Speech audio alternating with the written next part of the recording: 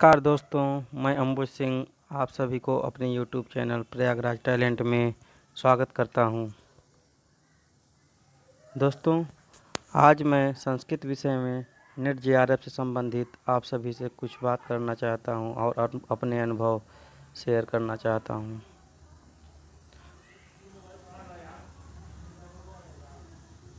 दोस्तों, साधारणतया मैंने देखा है कि संस्कृत के छात्र, ज़्यादातर छात्र नेट क्वालिफाई बहुत आसानी से कर लेते हैं, लेकिन उनके लिए जेआरएफ क्वालिफाई करना थोड़ा मुश्किल होता है। कुछ स्टूडेंट तो ऐसे होते हैं जिन्होंने 3 से 4 बार नेट क्वालिफाई किया है, लेकिन वह जेआरएफ क्वालिफाई नहीं कर पा रहे हैं। अगर उन्होंने 3 से 4 बार नेट क्वालिफाई किया है तो यह सिद्ध होता है कि विद्यार्थी में प्रतिभा की कोई कमी नहीं है, लेकिन कुछ ऐसे बिंदु हैं जिन पर ध्यान न देने की वजह से 2-4 नंबर से जेआरएफ क्वालिफाई नहीं कर पा रहे हैं। आज हम अपने अनुभव के आधार पर उन्हीं बिंदुओं पर कुछ बात रखेंगे, आप उनको समझिएगा। आज हम नेट और जेआरएफ के बीच की जो खाई है उसको पाटने का, उसको दूर करने का प्रयास करेंगे।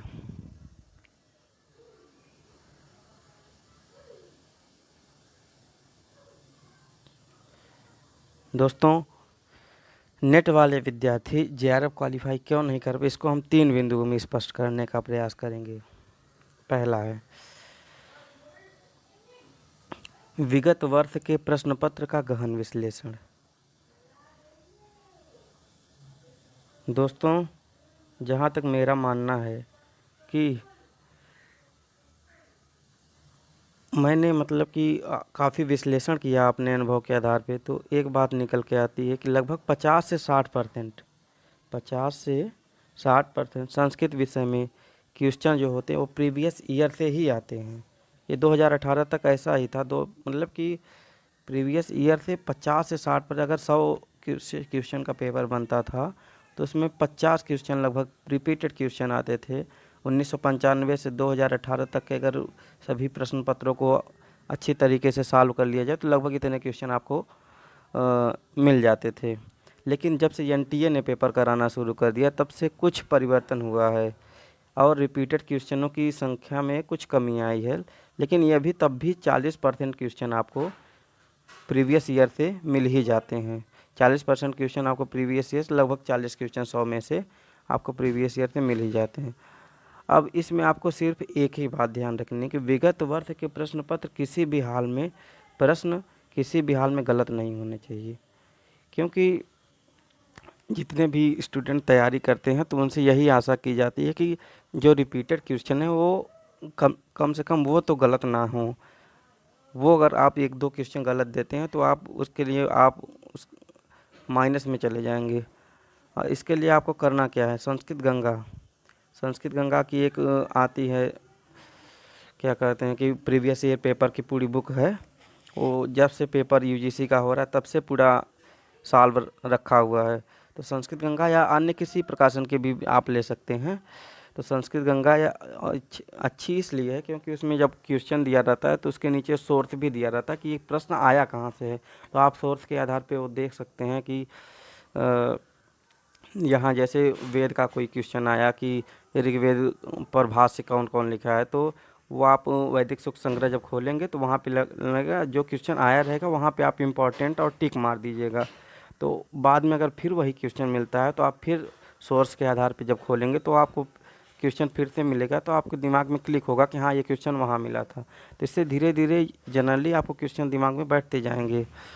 तो एक का बात काम ये करना है कि आपको जो सोर्स दिया रहता है, स्रोत दिया रहता है, उसको स्रोत को ज़रूर ही देखें। बिना स्रोत को देखे आप आगे ना बढ़े कि जल्दी जल्दी आप प्रीवियस पेपर को सॉल्व कर दें।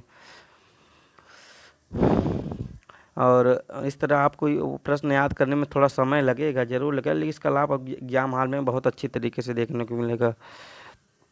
और मैं कि एनटीए लगभग वर्ष में 2 बार पेपर कराता है, तो आपको लगभग 6 महीने एक पेपर में 6 महीने का समय मिलता है। तो आप प्रयास यह करिए कि 5, 6, 7 बार तक प्रीवियस ईयर पेपर को सॉल्व करने का प्रयास करिए। तो इस चीज़ बार बार सॉल्व करने से वो आपके दिमाग में बैठ जाएगा।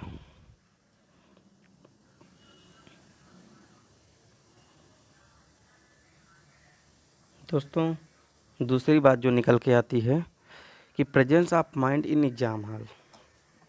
एग्ज़ाम हॉल में बहुत से स्टूडेंट की कमी रही है कि वो एग्ज़ाम हॉल का प्रेशर को झेल नहीं पाते हैं। तो आज इसी पे बात करेंगे। पहले दोस्तों, मैंने सामान्यतः देखा है कि बहुत ही गंभीर विद्यार्थी, बहुत सीरियस, मतलब कि 6-6 महीने से अच्छे से तरीके से तैयारी कर रहे छात्र भी 5 से 6 प्रश्न आसानी से एग्ज़ाम हॉल में इतना प्रेशर हो जाता है कि वो गलत करके चले जाते हैं।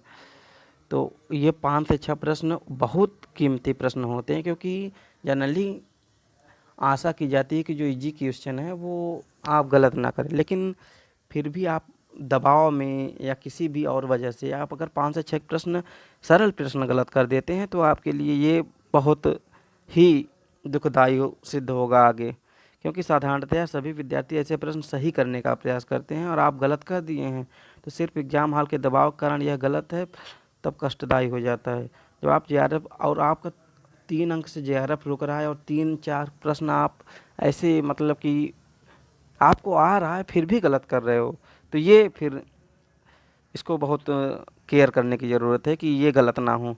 तो इसको सुधारने का सबसे बड़ा उपाय यह है कि आप घर पर ही एग्ज़ाम हॉल की प्रैक्टिस को, मतलब एग्ज़ाम हॉल जैसे एग्ज़ाम में आप एकदम सीरियस होकर पेपर देते हो, तो घर पर ही एकदम जैसे जितना टाइमिंग है उसके अनुसार कितना प्रीवियस ईयर पेपर ले लीजिए, उसको सॉल्व करिए और बार बार सॉल्व करिए। देखिए कहाँ त्रुटियाँ कर रहे हैं, आप पढ़ने में त्रुटि कर रहे हैं, कहाँ त्रुटि कर रहे हैं, तो उसको ज़्यादा से ज़्यादा केयर करिए और जहाँ गलतियाँ करें उसको सुधारिए।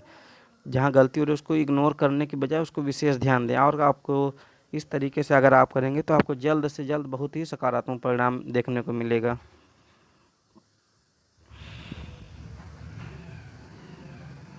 तीसरा बिंदु जो निकल के आता है वो है पूर्णतः कंसंट्रेट होकर पेपर पढ़ें।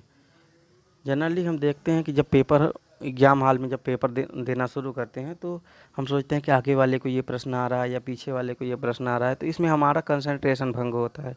तो हम अपने ऊपर पूर्ण भरोसा रख के ही पेपर सॉल्व करें और अपना कंसंट्रेशन भंग ना होने दें। संस्कृत विषय में ऐसा, और संस्कृत विषय एक ऐसा विषय भी है कि थोड़ा बहुत अगर आप पढ़ने में मिस्टेक करते हैं, ना की जगह ना पढ़ें, तो ना में नहीं पूछ रहा है तो आप उसको हाँ समझ के उत्तर दे रहे हैं। तो इससे जैसे स्वजना स्वजना, संस्कृत में एक ये बहुत प्रसिद्ध एक श्लोक है, ये स्वजना स्वजना, स्वजन माने अपने जन होता है, स्वजन माने कुत्ता होता है। तो आप थोड़े से मिस्टेक में कितना अर्थ परिवर्तन हो जा रहा है। तो इस तरीके से संस्कृत विषय में आप पढ़ने में लापरवाही नहीं कर सकते हैं।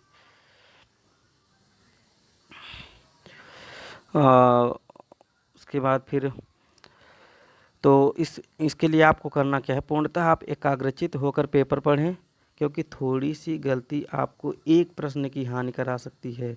अतः खुद पर भरोसा रखें, दूसरों की ताक झाक ना करें और अपना बेस्ट देने का प्रयास करें।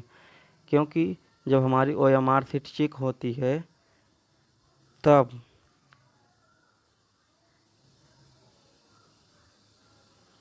वहाँ पर हम नहीं बल्कि सिर्फ हमारी ओएमआर सीट होती है।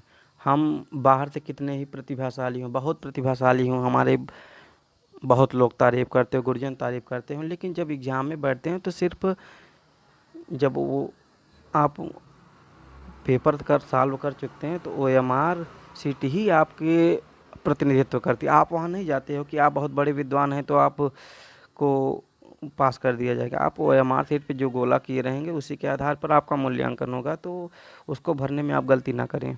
अतः आप कितने भी उत्कृष्ट विद्यार्थी हों, लेकिन अपनी उत्कृष्टता आप ओएमआर सीट ही बताएगी। किसी भी प्रश्न को हल करते समय चारों विकल्प अनिवार्य रूप से पढ़ने चाहिए। कभी कभी जब गलत प्रश्न पढ़ लेते हैं लेकिन चारों विकल्प देखने के बाद समझ में आता है कि हमने प्रश्न गलत पढ़ा है, तो उसको प्रश्न को हम फिर से पढ़ते हैं कि गलत हम पढ़ रहे हैं।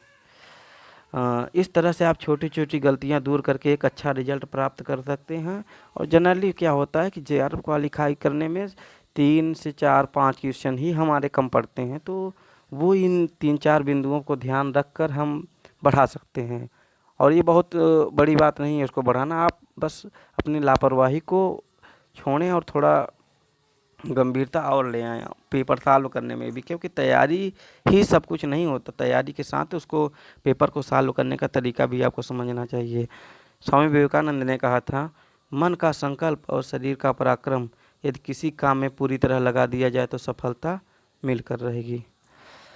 दोस्तों बहुत बहुत धन्यवाद अपना कीमती समय देने के लिए। अगर मेरा यह वीडियो अच्छा लगा हो तो लाइक करें, अगर अच्छा ना लगा हो तो डिसलाइक करें। धन्यवाद।